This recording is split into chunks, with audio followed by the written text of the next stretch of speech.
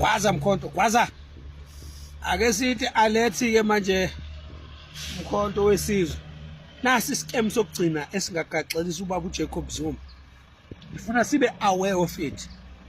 Wonke umuntu oyi-MK party akabe aware. Lo baba odubula uChris Hani uphumile ejele. Yes, ubheke ngakubo leHolland. Uphuma unemfihlo yokuthi akashi ukuthi ubani owabulala uChris Hani.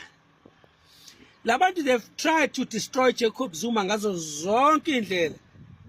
Yabo manje bafe bonke abantu ababe kwi-struggle somzabalazo ababuya eRobben Island abalela lelizwe.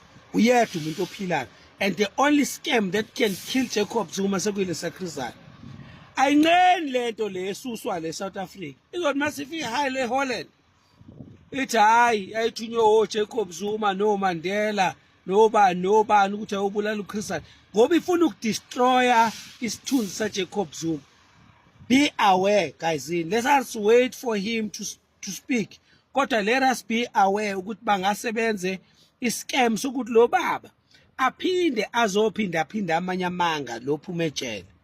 Ngoba akakazi wazi wakhuluma ukuthi ubani wemthumile wehlangene nobani ukuthi akubula uChris Hani. Njengoba abazi uJacob Zuma how they can destroy him. Bazomdestroya ngalento. If engakushonga ukuthi uJacob Zuma wemthumile, kodwa uzomention ukuthi no Zuma he was on that scandal. Ngoba sekufanele ukuthi acindezela ashone phansi. Don't fall for that scam. So we are warning you before azakhulume lo baba. Ngo9 namhlanje yakhuluma.